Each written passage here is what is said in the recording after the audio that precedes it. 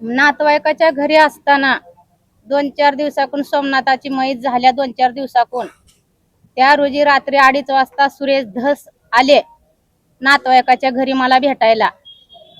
2:30 वाजता आले. ते बोलले काय झालं नेमकं कसं झालं. ह्यांना सर्व माहिती होतं. सोमनाथला पोलीस स्टेशन मध्ये मारलं, मर्डर केलं, पोलिसाच्या हातानं मारून त्यांचं खून करण्यात आलं ही माहित असताना ते बोलले. आणि मुख्यमंत्री साहेबांनी असं कसं बोलले, चुकीचं बोलले, फार चुकीचं बोलले.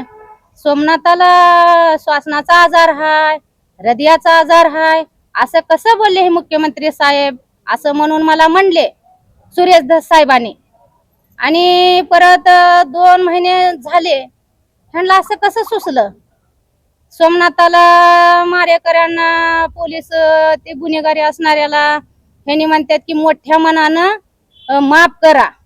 मोठ्या मनानं आमचं मन छोटं आहे, आम्ही गरीब आहेत, आम्ही दगड फोडून कष्ट करून खाणारे माणसं आहोत आम्ही. आणि ह्या गरिबीतून माझ्या लेकराला मी शिक्षण उच्च शिक्षण मध्ये माझ्या लेकराला मी शिकविले होते. माझा लेकरू वकील झाला होता. 17 तारखेला माझ्या लेकराचं पेपर होतं. मग ह्या लोकांनी मला छोटं मोठं मन करा आणि माफ करा म्हणतात.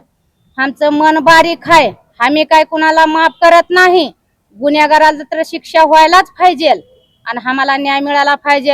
आणि धस साहेबांनी काय करा, तुम्ही तुमचं मन मोठं आहे, तुमचं परिवार तुमचं कुटुंब पोलिसाच्या ताब्यात द्या आणि 1-2 दिवस 4 दिवस मारू द्या तुमच्या कुटुंबाला हाड मोडूजीपर्यंत. 1-2 मर्डर होऊ द्या त्याच्यामध्ये, मग तुम्ही माफ करा. आमच्यानं माफ करणं होत नाही. माझ्या पोटात हेंडगा पडलंय, माझा पोटचा गोळा गेलाय, मला रात्री मला चैन पडणं, मला लय फार हे चुकीचं बोलल्यात हे धस साहेब. हे चुकीचं बोलणं मी सहन करणार नाही आणि मला सहन होत नाही. आणि जरी सुरेश धस साहेबांनी जर ह्यांना माफ करायचं असलं तर माझं पोरग माझं लेकरू मला परत द्या आणि हे करा, तुम्ही बोलणं हे चालू करा. नंतर हे पोलीस लोकांना मोकळं सोडा आणि सोडून द्या हे असं म्हणून तुम्ही सोडा तुमच्या घरच्या कुटुंबाला मारल्यावर. पण मी आता सोडणार नाही कुण्या पोलिसाला. आणि कोणता गुन्हेगारी असणाऱ्याला त्याला सजा व्हायलाच पाहिजे आणि त्याला फाशीची शिक्षा व्हायलाच पाहिजे. आणि जोपर्यंत त्यांना न्याय भेटत नाही मला स्वतःला, तोपर्यंत मी गप्प बसणार नाही. आणि हे तुमचे हे बोलणं आपल्याला सहन होणार नाही. तुम्ही सरकारचे माणसं आहोत, तुम्ही सरकारचे माणसं आहोत, तुम्ही न्याय चांगलं द्या आणि चांगल्या मार्गाने चला. असं एखाद्याचा जीव घेऊन एखाद्याचं मर्डर तुम्ही करायला लावलाय, सरकाराचा हात ह्याच्यामध्ये निश्चित असेल असं मला वाटतंय. कधी आलते सुरेश धस साहेब सोमनाथाचे माहिती झाले 2-4 दिवसाकून आलते ती सगळे ते मंत्री हे खासदार आमदार. तेव्हा येऊन गेल्यावर रात्री 2:30 वाजता आलते सुरेश धस मला सांगायला भेटायला. असं कुठं दगड फोडणाऱ्याला कुठं आजार असतंय का, दगड फोडण्याला कधी हार्ट अटॅक येत आहे का, असं कधी होत नाही. हे मुख्यमंत्री साहेब खोटं बोललेत हे सभेमध्ये. हे कस काय खोटे बोलल्यात असं म्हणून सुरेश साहेबांनी हे धस साहेबांनी मला म्हणल्यात. आणि आता 1-2 महिन्याकूनच कसं बदल झालं हे कुण्या कारणानं म्हणतात हे पोलिसाला सोडा ह्यांना माफ करा. कारण काय ह्याच्यात. मग ह्याने काय तर ह्यांच्या खाल्ले असतील ही मध्ये काय तर सरकाराकडून, म्हणून हे असं बोलणं येतंय त्यांना. एखाद्याचं जीव घेणं सोपं नाही, माझ्या लेकराला मारणं सोपं नाही.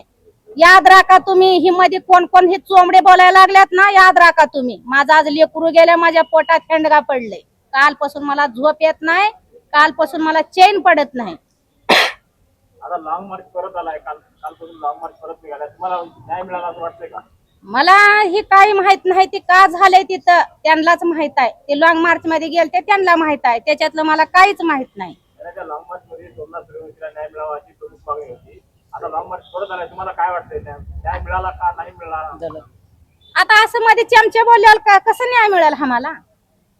चमचे असं बोलतात ना मध्ये, माफ करा, पोलीस लोकांना सोडून द्या, पाठीशी घालतात. मग ह्यांच्या स्वतःचे पण मारू द्या ना 1-2 पोलीस स्टेशन मध्ये, मग त्यांना करू द्या माफ पोलीस लोकांना, ते मोठ्या मनाचे आहेत. आम्ही छोट्या मनाचे हाव. माझं लेकरू मला पाहिजे वापस. जे जे बोलायला लागल्यात ना मध्ये पुढे होऊन या सगळ्याच्या जर हिंमत असलं तर माझं लेकरू मला परत पाहिजे. माझं तरणा ताट 35 वर्षाचा माझा मुलगा आज वकील होऊन माझ्या पुढे बसला असता. मला जन्मापर्यंत मला असं सुख दाखविलं असता.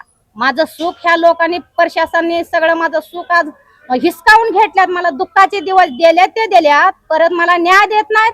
ह्यांना काय अडचण आहे मला न्याय द्यायला?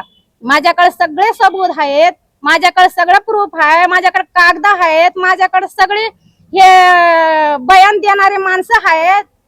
मग ह्यांना काय अडचण आहे? मला हिंमत हे देत नाहीत, न्याय देत नाहीत.